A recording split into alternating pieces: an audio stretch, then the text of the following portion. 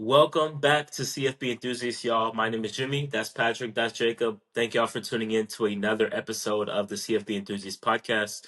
If you're watching this on YouTube, please make sure to like, comment, share, subscribe. If you bleed college football just like we do, you love it over here. Go follow us on our Instagram and TikTok. That's where you'll find a lot of our short form content, CFB_enthusiasts. Guys, great weekend of football once again in the college football world. We had three top 10 teams go down and a host of other ranked teams that lost. This is including another head coach firing, a notable head coach firing. Sure. Hugh Freeze getting the boot from Auburn. Got a lot to talk about today, man. Let's start off with Texas and their kind of statement, not kind of statement win against Vanderbilt. They beat Vanderbilt 34-31 in a game that was not as close as the score indicated, but nonetheless, Texas gets the job done. They beat a top 10 team for the second time this season. Not many teams in the country can say that. And considering everything that's gone on with Texas, with Arch Manning struggles, Steve Sarkisian and his rumors about going off to the NFL and his play calling and offensive line being shitty and all these injuries. All things considered, Texas is 7-2, 4-1 to SEC play. I will gladly take that. And we don't quite control our own destiny to the SEC championship game, but we're very close to it. Um, but guys, what are y'all takeaways about Texas beating Vanderbilt at home? Arch Manning had a great game, 25 of 33, 328 yards, and 3 touchdowns. I picked Vandy, but I like to see Texas doing good. Like I said, they don't necessarily control their destiny to the SEC title game, but if they do what they have to do and they just keep winning, they win out. They could make it. Um, that game for A&M is going to be huge after Thanksgiving, but more importantly, they control their destiny to the playoffs right now, sitting at 13 in the AP. Probably around there in the first playoff ranking on Tuesday. But if they keep winning out, if they win out, they'll be in, rightfully so. They're starting to look Texas is starting to look like what they're supposed to preseason with their offense. A high octane offense that can score, run the ball. Starts getting, I don't say creative, but the screens against Vandy work to perfection. Open the game, wide receiver screen, blocking setup, gone for a touchdown. But Arch looked good. I mean, last week versus Mississippi State, he looked good. This week he looked good. I think he's starting to get his confidence back, starting to get comfortable. He's looking different than he did in the first seven games of the year. And then the defense is going to be flying around, even if they give up a good chunk of points for some reason in the game. They have the talent to make a stop when they need to. So I think UT is coming in. It's taken a little longer for them to come into their own this year, but they're finally coming into their own with a lot of new faces that stepped into roles from last year, like that weren't starters last year. They're looking good. I think it was good for Arch for that game. It was good for Sark. He, like Pat said, he's finally settled in. It's 8 weeks into the season, 9 weeks into the season. He's been the starting quarterback all year. Sometimes it takes longer. Like you said, you're 7-2, so that's still very good. I think the worst thing that could have happened was Arch and Sark look good and they had that momentum, and now you have a. Yeah. And then you go to Georgia. I think more than anything, though, I think we do need it because Yeah. both of our starting safeties are injured. We need Michael Taft back for that Georgia game. Um, Wingo, he scored on first play of the game, but he dislocated his thumb. I think he'll be fine, but he got injured. He didn't come back. we're really banged up, and I think we have a lot to clean up in the secondary. So I think the bye week comes at a decent time, but all like you said, you like to keep it rolling offensively, man. 2 games in a row, you like to just keep it going. Yeah, He dislocated his thumb. He dislocated his thumb. Yeah, he tried to stiff arm a guy, um, and his thumb just popped out of place, and he You he said just on didn't the come back. that happened on the first play, the one he No, scored. it happened Oh, later in the first quarter. I think oh, he tried to oh. stiff arm a guy, and his thumb just popped out of place. They said he could have came back in the game, but they were just like, there's no reason to risk it. Yeah, that's fair. good old Arch. But yeah, I really liked what I saw from the boys offensively, man. The offensive line played their best game of the season by far. We moved our center Cole Hudson back to left guard, put Connor Robertson at center. I think that played well for us. And what did we say, Pat, last week? Air that shit out. Air that Yeah, shit out. Let Arch get in rhythm, and you saw that from the start. yeah. The first play of the game, swing pass, touchdown. There's a lot of swing passes and screens, and Sark loves his fair share of screens, and they worked yesterday.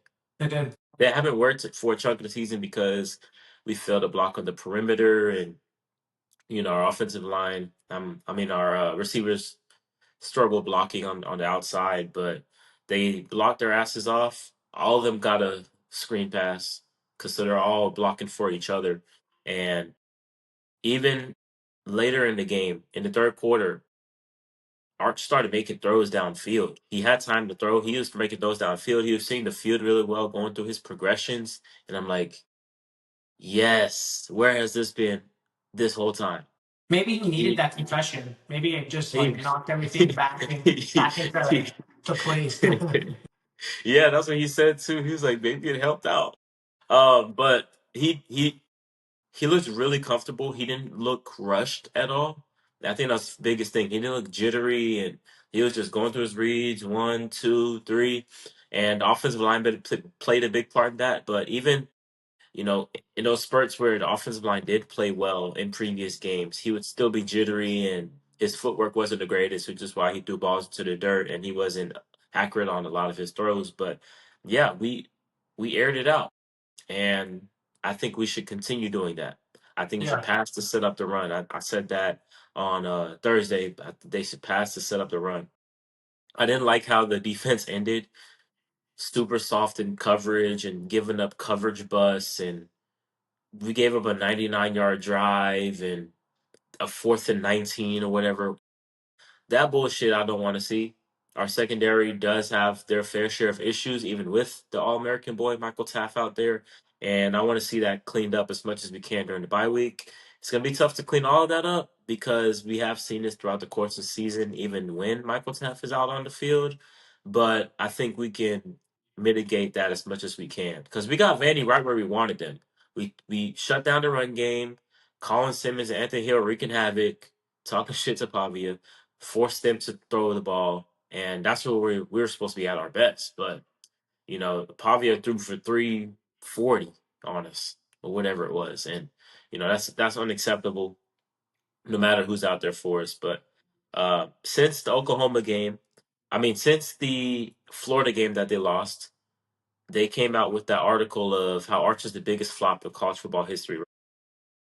Since then, he's 4-0, completed 65% of his passes, 972 yards, 8 total touchdowns to 1 interception. So he's really turned the corner. At least for now, we shall see how the season ends. But as for now, Arch has turned the corner, and yeah. I love to see it. I think people were just so fast to knock him down. Like it's his first year starting, third year. Like, give him time. You got to give him time, and he's looking better, and he's only going to keep getting better. Yeah, in fact, he looks a lot better. So yeah. Next thing we got here, Miami loses to SMU in overtime. Mario Cristobal shits the bed again and loses another game where he's not supposed to lose. They lose 26-20 to SMU, and they played well in the first half. They're doing their thing. Was able to run the football. I think they got away from the run in the second half, and SU made some nice plays, but Carson Beck the old Carson Beck showed up where he's making really poor decisions and he threw two really bad picks, especially the one overtime. What are we doing? What are we doing? And lost the ball game. I think he threw the team under the bus again. I don't know if Bro, y'all I saw, but saw he's such a bitch. what did he say again? He was He like, "I'm said, just "Oh, executing." he said I just went out there and executed the plays." No, you didn't. Yeah, You didn't. You didn't execute it. The receiver might have pushed a route into the end zone a little more. You guys see the DB trailing him. Like it's just he doesn't ever take accountability. not at all. I mean, I never saw that might be the culture that Mario has. Like that guys are different guys are held to different standards. I don't know. Like at Oregon, he had Justin Herbert, so Herbert's not that kind of guy. You're not going to see him throwing players under the bus. But this is what the second or third time that Carson Beck's done that in their losses. I mean, at some point you gotta look in the mirror, bro. Like Carson Beck, your ass. You were carried at Georgia by the talent around you. You were blessed with throwing the ball to Brock Bowers and Lad McConkey and having that defense. They last year. You looked horrible. I mean, Georgia's 7-1 this year, and he's not there. So clearly, he wasn't the reason behind their success. Couldn't. No disrespect to Stetson Bennett, Carson. If you're this great QB, you couldn't beat out a walk on. That's a good point. But Stetson Bennett was a dog, and he's in the NFL. I think at the end of the day, it's just Mario Cristobal. This is what he does. He loses the big games, or he loses games he's not supposed to lose. His team can't execute in crunch time when they need to. I mean, at Oregon, he won a Rose Bowl. I think that just speaks to the talent he had on the team. After that, I mean, a lot of those guys went to the league. If I'm Miami, like the AD and the boosters, you got to think about it. It might be time for a change. It's back-to-back years. You started out 6-0. Back-to-back years, you're gonna miss the playoffs. In the ACC, man, ACC, bro. you're in the fucking ACC and you can't get to the title game once. But let me ask you. Let me ask y'all this though. What was your expectation for Miami? Because they've been asked for about 15 years, and they haven't been good since early 2000s. Oh, I know. But everybody was saying they're playoff contenders. They're gonna win the ACC. They're gonna do this. They're gonna do that. They got Carson. Like, I mean, They have one of the top 10 rosters. yeah, in terms of talent, or what was supposed to be with top 10 rosters. They have a top Um, 10 to 15 roster in the worst Power 4 conference. I think it more falls on just the coaching. Like Brett Lashley left Miami. He's thriving. Manny Diaz has a better win percentage at Duke than Mario Cristobal has at Miami. So he's thriving at Duke after they fired him. I think it's just Miami is, I mean, they, in Miami circle, they think they're supposed to be great. They expect playoffs and national championship contenders. And if you don't do that, you're out. But that's not the reality of their program anymore. This isn't the early 2000s, the 90s and early 2000s. Like Miami's not good. They're not a perennial powerhouse per se anymore. That's facts. Yeah. To your point, Jacob, yeah, and this was Texas for a little while where they just rested on history. Yeah. You have to come to terms with, bro, y'all been in the ACC for 20 years and haven't won the ACC not one time. One time in the state of Florida, you're at fucking Miami. You can't win the conference once. That's pitiful. Yeah. Are they at worst the second or third most talented team in the SEC? Like, okay, normally it's like Clemson, Florida ACC. State, and Miami, Yeah. right? And you can't win it once. I Yeah. think I think Miami fans just act like they're this great, prestigious program that it's just no. y'all had a 15-year period from the mid '80s to the early 2000s when they're fucking dominant, but it's and not. I'm not sure another program has put more talent into the NFL in a 15-year time frame. Maybe Bama, but those Miami teams, NFL players left and right, and it Yeah. hasn't been that way for over 20 seasons. Yeah, And I you was. can't I rest was. on that. We got to come to the fact that Miami is just an 8-win program, and that's it. No, that, 100 I, like y'all hit it on the head. So that's why I was posing the question, like, why would you fire Mario? If you if you know you're gonna win 8 games a year and he wins 8 games a year, like who like it's not like guys are gonna leave their jobs for their job for Miami. Like you're No, not I gonna get agree, a but like they wouldn't get a better coach than Mario if they fire him. That just goes back to the fans' delusion. Right, 100%. And at the end of the day, fans run college football. yeah, I was So reading. the AD is gonna hear that.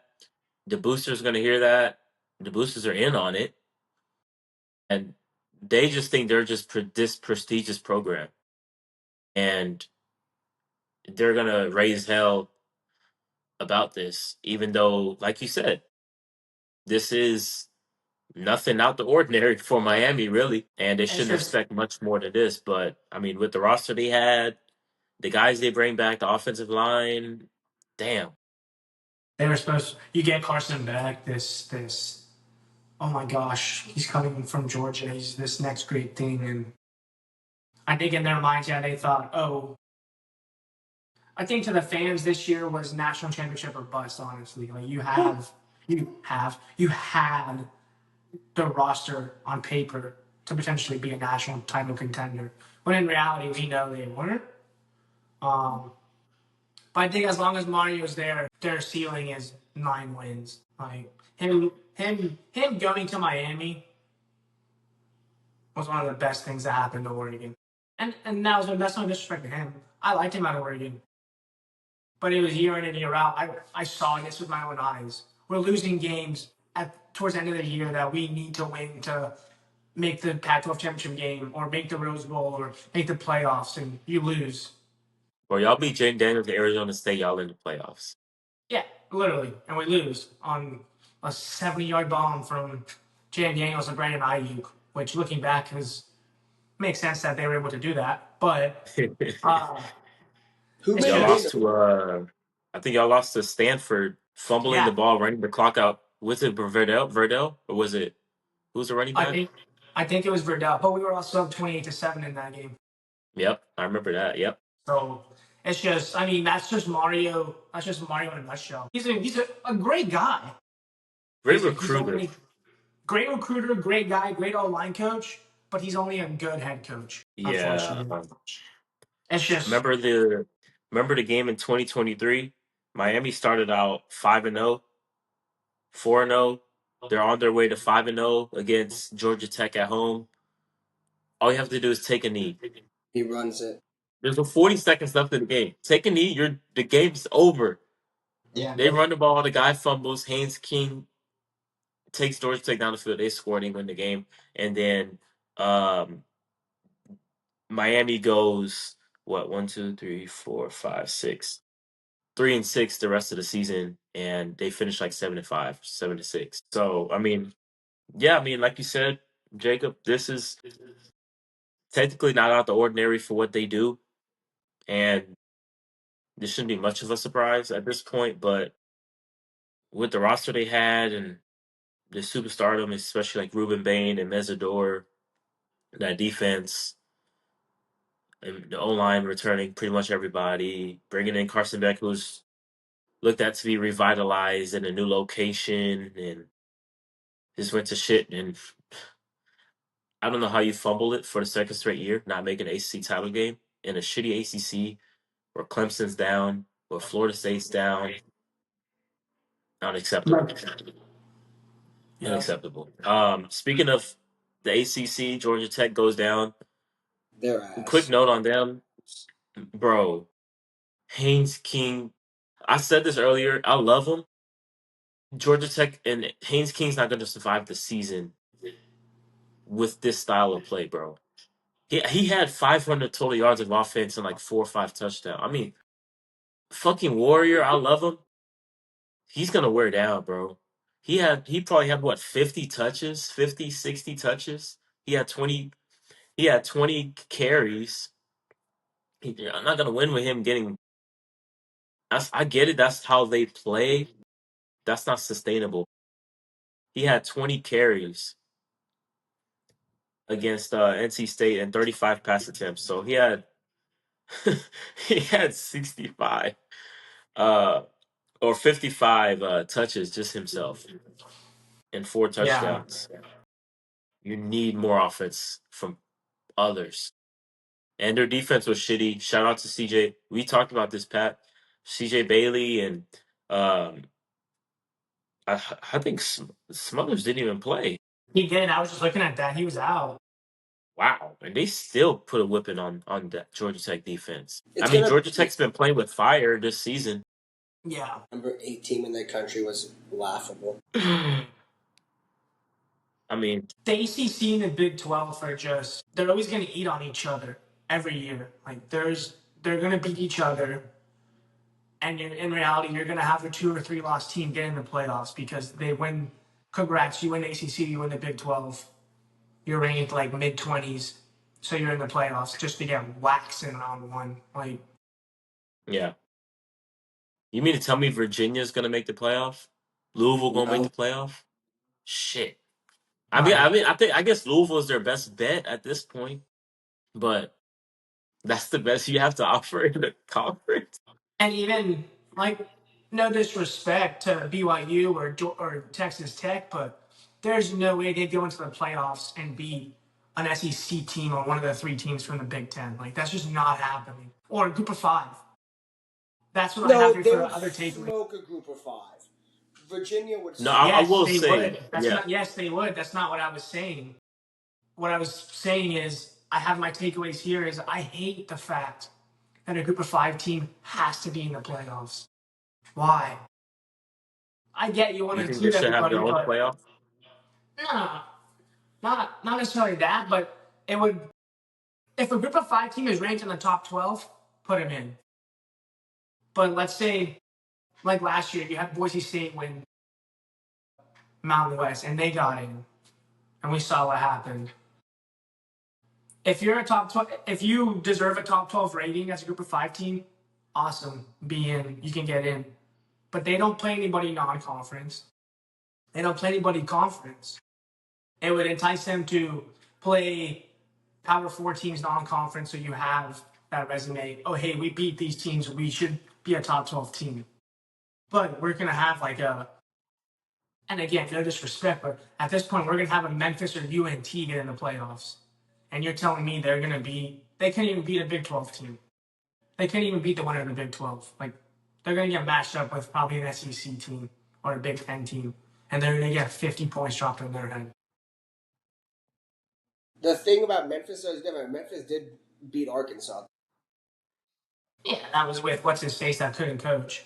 You know, so he got fired. I mean, I get it. I get why they're putting a group of 5 team in, but I just feel like putting them in just to put them in kind of defeats the purpose of the 12 team playoff. We want the 12 best teams because you could leave out the 12th or 11th ranked team, and it could be a team that has maybe 2 or 3 losses in the So SEC. you're And by putting a group of 5 team in, you're leaving out a team that has a better chance to make a run than a group of 5. hold on, Pat. Your audio cut out for a second. Yeah. Can you hear me? Can you hear me now? Uh-uh. What the hell? You're reconnecting. It It says it's says. reconnecting. Can you hear us? Yeah? Hello? Yeah, I don't know why it's doing that. Hold on. I'll leave and I'll rejoin. He'll come back. But I guess what he's I go saying is first. like, unless it's 2021 Cincinnati where they're already up there to make it, then yeah, they should be in. But yeah, I mean, the model's tough. I think I mean, I think that's I why they're going to agree. expand it even more here in the next couple of years. I agree with it. Like for example, like Boise was ranked in the top. Like they were ranked like 16 last year. No, they were ranked 12 last year. Like if Memphis wins out, they'll be ranked like 16. So at that point, like those I get. But we're gonna have a year where like the highest ranked group of 5 team is gonna be like a 9-3 champ of their conference, and then it's like at that Yeah. point, like you could go take like A 9-3 SEC team and put them in. right. So like to your point, I agree with you, Pat. But like Boise was ranked 12 last, and like if Memphis does win out, like they're ranked 20 right now. So if they finish like 16, then at that point I'm okay. But Yeah, I think it should just go back to the BCS. Yeah. Nah, oh, I mean, But yeah, we can't hear you you. can't. I don't know, bro. mm-mm. You know, this is the Yeah. 4th Bro, straight Sunday that a Power 4 coach has gotten fired. yeah, bro. It's insane. And I feel like this is going to be the new normal with coaches. Because Yeah, how the model's set up, coaches are just going to keep getting fired earlier and earlier. Probably not earlier and earlier, but it's going to be like, oh, starting October, these coaches are going to start getting fired. and I think the NIL kind of screws it up because it like Hugh Freeze I get. Like he Brian Kelly, I get. But with NIL now, the expectations are going to be, hey, you need to, yeah. There's no longer you get like 3 to 4 years to try to turn around. You get 1, max 2 years. Year 3, if you're bad, you're gone. Yeah. Like Like Matt if you go Rule, if you're like that's a guy that should not have gotten extended. Matt Rule needs to be fired. Like, and I said it a couple weeks ago when Penn State fired James Franklin, and they were like, Matt Rule's a favorite for the job. You know, he's 2-25 all time in his career against top 25 teams. Can you hear me now? Yeah, yes, sir, you back. yeah. Matt Rule's I 2 and don't I 20. don't think I don't think you think they'll do it though? No, they just gave him an extension. To be Okay. fair, I think they do win yesterday. Does Dylan Raiola now leave the game in the second quarter and is done for the rest of the season? Yeah, he fractured his fibula. Yeah, probably so. I do think they beat USC because Miami didn't look good. No, and I don't know who that. I don't know who their. I think their backup is a redshirt freshman as well, and he Latif looked. or whatever. Yeah, he looked terrible. I'll say this though: Yeah. if Matt Rule comes out and goes like 7-5 or 6-6 next year, then he's gone. My problem with what they do with these coaches, they have one great year And and then they extended. just fucking 10-year contract. And Like now they you have a just fat. And now you have a fat buyout if you want to fire them. yeah, and they have one really good year in forever, and then they just slap this contract onto them. Yeah, it's dumb. Like say Red Lashley's a little different. I mean, it's back. He had a great year last year. He's having a good year this year. Um, but yeah, he's got what a 10-year extension I get small programs like or SMU, 7. Yeah. but when you're like a Texas A&M or who else did that shit? Other teams have done it, and it's like, bro, Uh, But to chill your the fuck point, out. like you gotta think about it too. Like the Rhett Lashley and the Matt Rule, and like even like, I mean, even really any coach, you have one big year. The moment your name is circulated in the media, like, oh, he could get this job. Brett Lashley had been rumored for Arkansas and Auburn. Matt Rule had been rumored for Penn State. So you use it to your advantage, and you get the contract of course. extension, and you get the pay raise. Now, I think Red Lashley deserved the extension. He's doing really good Yeah. things at SMU. I also think if Arkansas called, he should go to Arkansas. But He's now a top 10 paid coach in college football. right, I mean, he realistically could still go, and Arkansas has to top his SMU contract. Like people forget that Matt Rule signed this 6-year extension 2 months before he left Baylor for Nebraska. I mean Baylor for the Panthers. Yeah. I just think Red Lashley you're in a good spot. You can recruit North Texas. You're in Dallas, Yeah. and you have as legit of a chance of anybody to win the ACC year in and year out now. Seeing Your how NIL ACC is, yeah, if I'm right, actually SMU, I'm feeling really good. Yeah, and right. your NIL budget is through the roof because you have one of the highest booster clubs in the country. They're still in contention for the ACC title game. Yeah, remember we gotta remember too. For the first 10 years that they're in the ACC, they collect no ACC revenue. Their They boosters got all cover it that all. oil money. Yeah, like their boosters are covering all their expenses for the next 10. Like they get no revenue from the ACC, I didn't even know that. Damn. no TV Yeah, money, because nothing.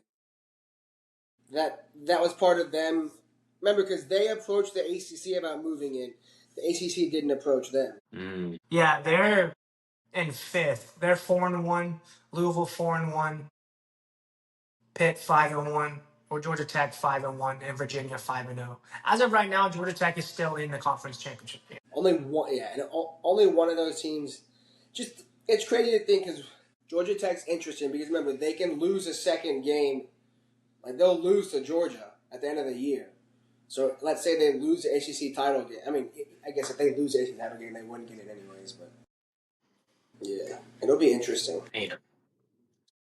Because so the AC will be interesting because before they even play Georgia, they have Pitt, who they're going to have to win that game, and then SMU plays Louisville, so they're going to match up. So we're gonna, yeah, these teams are going to play each other at the end. Oh, so it'll take care of itself. It will, and then all Virginia has is Wake Forest. Well, Duke is still in it too. They play at Duke, and then Virginia Tech. These teams are gonna play each other. The top six teams, ACC, all are gonna play each other. So Virginia we're gonna Tech. find out firsthand who these two top teams are. You know who Virginia Tech's interim coach is? I was watching their game like 2 weeks ago on Friday. It's Philip Montgomery, the old Tulsa coach. Oh, I remember him. Okay, Older guy. I remember him. Yeah, I was like, huh. I didn't know he was their intern. I think he was their OC. I think so. Speaking of coaches and OCs, Hugh Freeze fired at Auburn, goes 15-19 in what this was his fourth season, third season, Third. 6-16 in the SEC, and for a guy that is an offensive guru and he calls the plays. They averaged 22 points a game this season, and it's even less in conference play. It really sucks, and I feel like it's really frustrating for them because their defense is awesome. Defense is Their awesome. Their defense keeps them receivers, in every single game.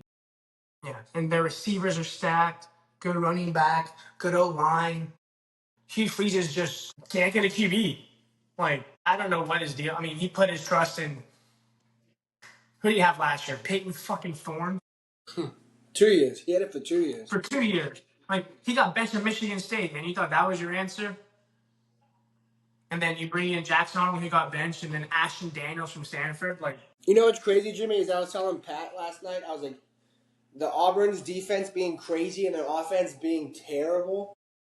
If you go all the way back to 2010 with Cam, that's how it's been with Auburn.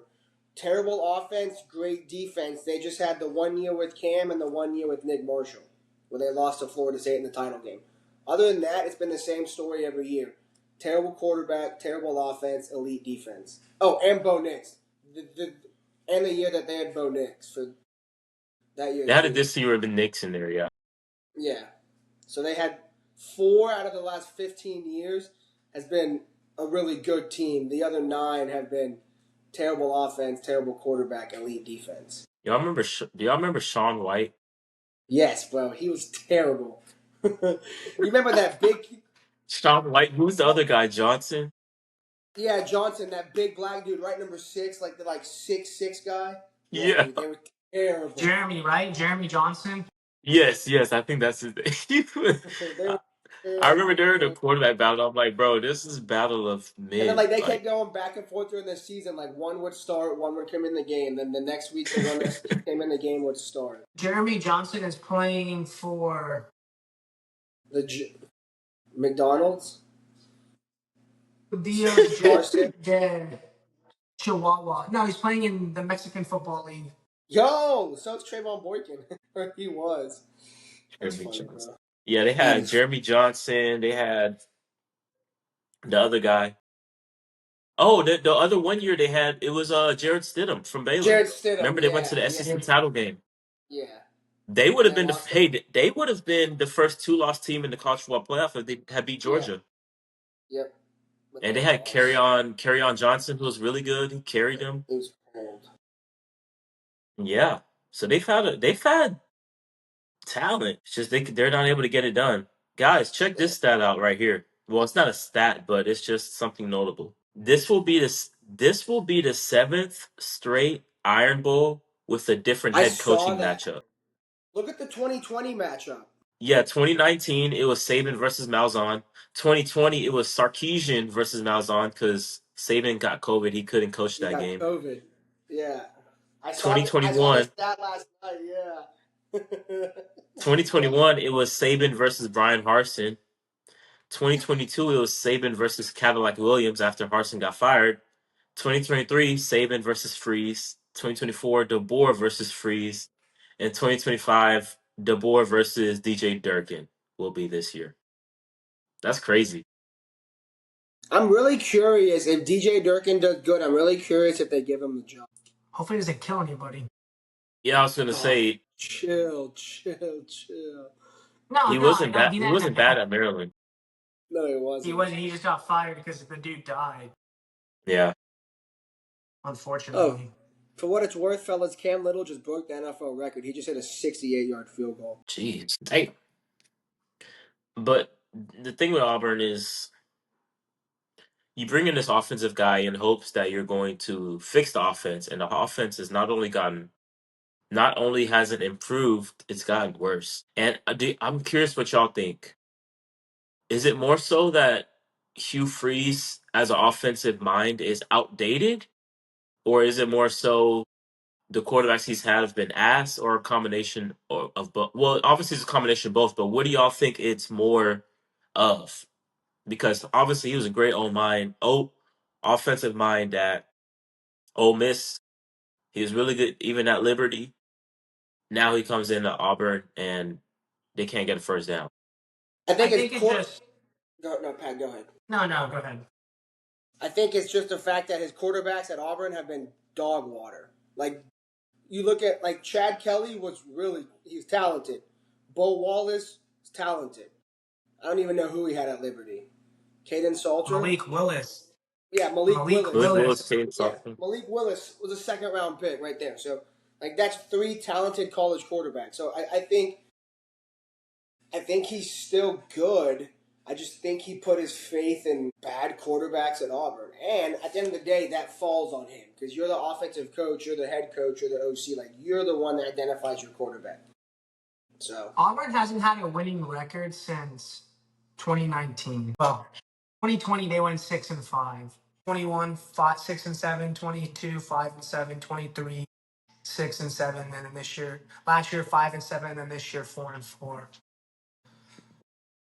Yeah, I don't know. I think it's just I don't know, man. his daughter's hot, though. His For offense real. just his offense just doesn't look. I really don't know. He's just. I think he benefited, like Jay said, from having good QBs, and it's just. I don't think he's a good coach. Where do y'all think they go?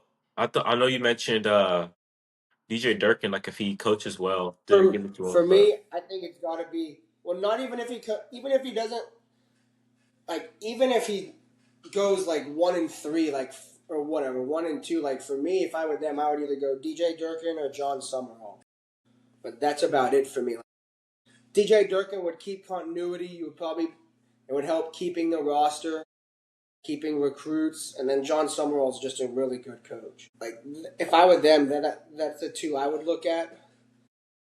I just think, I think the coaching, like, I think it's the coaching talent in college right now, like, their best bet would be Durkin or John Summerall, in my opinion. So, do they y'all could go think get. James Franklin to Virginia Tech is really almost a done deal? I think it is for two reasons. Obviously they know Philip Montgomery's not like the answer. Like, he was just the intern to be the intern, you know? Like, and he got fired a while ago to where if he, like, if he becomes a coach early, then he can start recruiting early. All his guys that decommitted from Penn State, he can start talking to them.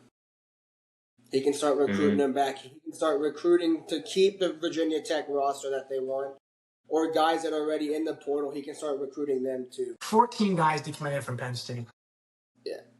Like, if he can get them all to Virginia. Jesus. And from what I was reading too, like, that they all 14 of those guys are coming from his recruiting hotbed in that area, in like the northeastern area.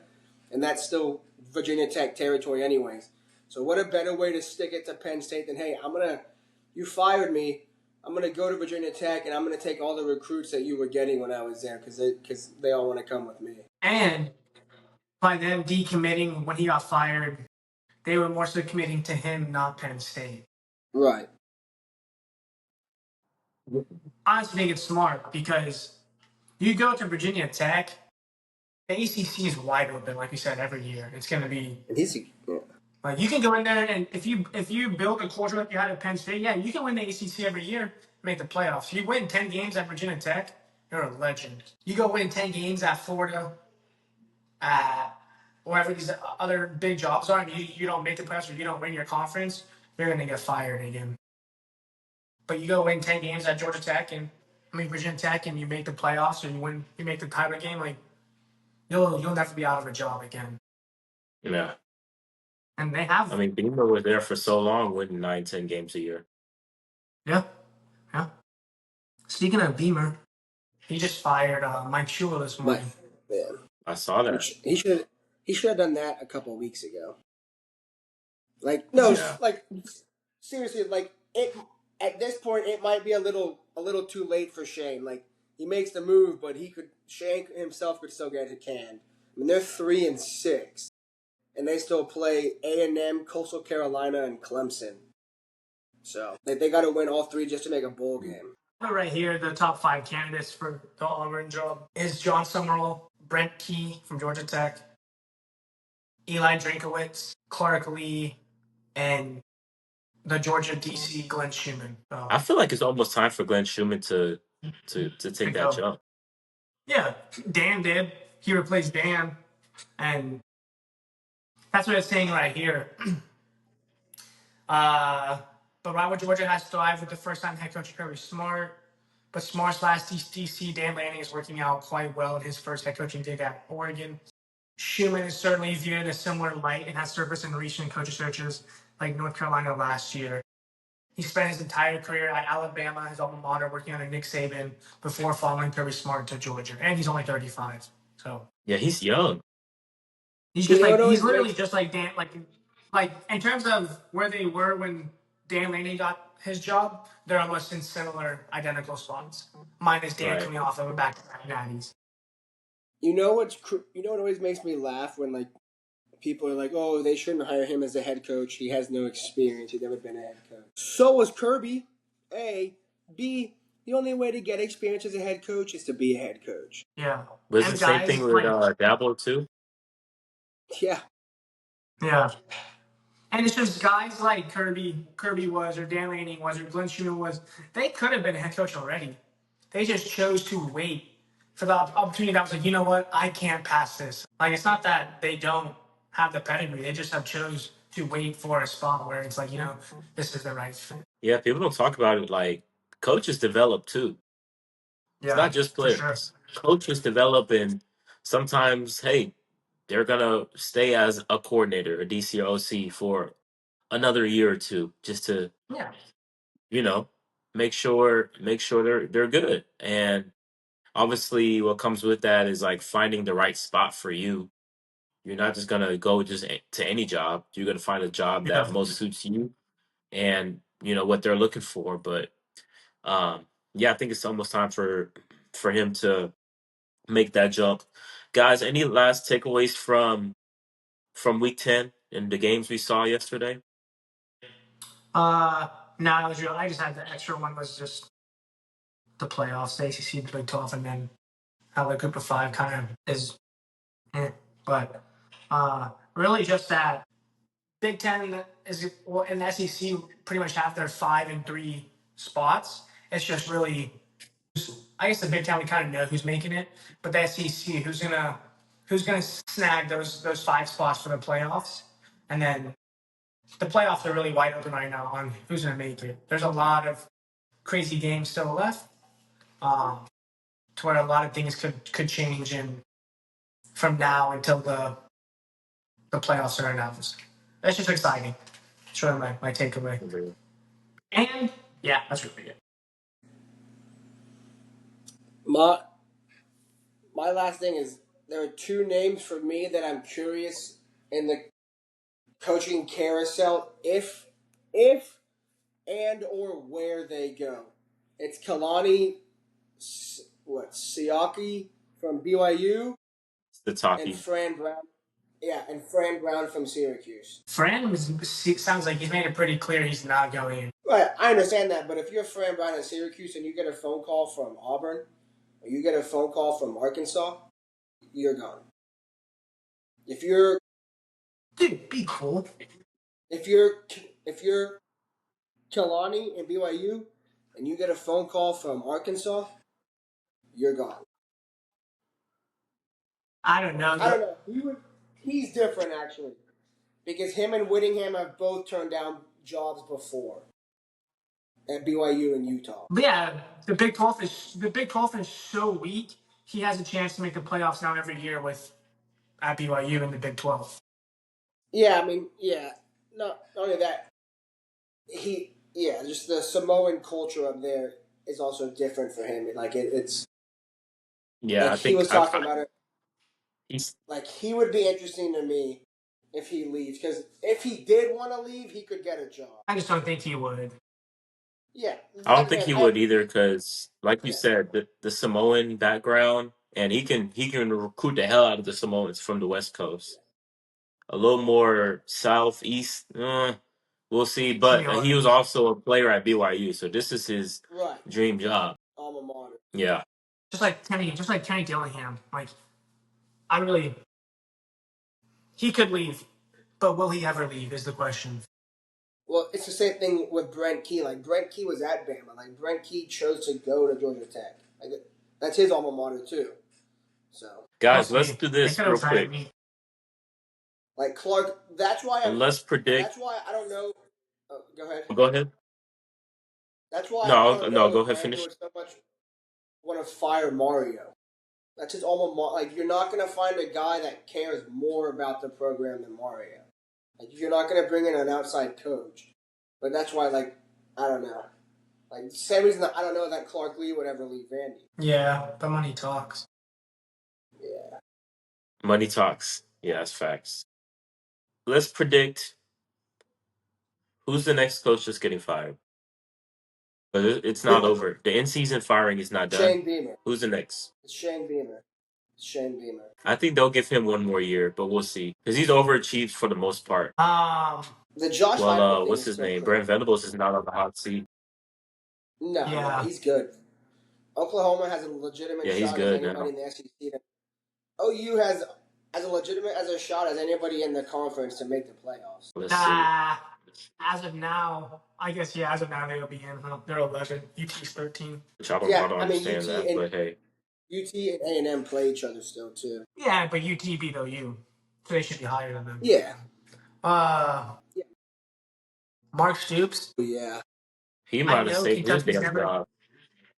I know Kentucky's never gonna be great, but I actually don't know if they'll ever fire him. I wouldn't. I mean, if I were them, I wouldn't.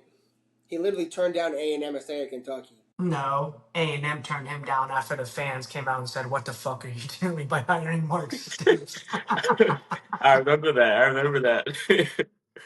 I do remember that. Yeah. Honestly, Jonathan Smith at Michigan State, they're 2-6. Or they're 3-6. They're 0-6 in conference play. Jeez. The second year, I think they give him one more. Do what? I think they give him one more. What's it, year 2? I think it's year 3. No, because Mel Tucker was there at 23, and he got fired. Honestly, you know who it really could be? It really could be Mike Locksley. He just got fired, actually. No, that was a false... That was a... Oh, it was? The Twitter thing was fake, yeah. It was that was a parody account. Ah, shit, they got me. I They got me. think. I only Here's saw. a Saturday blitz. These 3 college football coaches could be fired before anybody wakes up after week 10. Hugh Freeze was on the list. Jonathan Smith and Mike Locksley. Wait, can someone confirm that, Loxley? Yeah, Yeah, no, I no, just looked it yeah. up. He's still there. It was the same tweet. It's the same tweet that that I saw. This dude always tweets out just like he's a real dude. He just tweets stuff out like that. Like it's a real guy. He just makes it look Ah, official. he got me. Yeah, no, you're right. This is Jonathan Smith's second year, but he went 5-7 last year and then 3-6 this year. He's now 3-12 in conference play. Oh, He should I have think lost to Luke State at Fickle was point. gone. Yeah. But you know who else that we don't really talk about who might be gone? Dave Aranda at Baylor. Who? They were supposed to be Big 12 title contenders, and they're 5-4, sitting at 3-3. Their schedule to end is not easy. Then they have one at the top. They have Houston, Utah, Arizona, and Arizona, someone else. Houston. Utah, Arizona, Houston. Yeah, they could About lose all three. fired, but Jenny, I know we talked about it yesterday. I think before the end of the year, we see Deion Sanders step down. They're so bad, and he just has like you have better things to do with your life now than coach a He's not a shit good football coach. team. And that's no disrespect to him because his last 2 years there, he took them places that they hadn't been in years, bro. But it's just his health, everything. I think by the end of the year we'll see him just step down. I don't think they'll fire him, but I think he'll decide it's just time to move.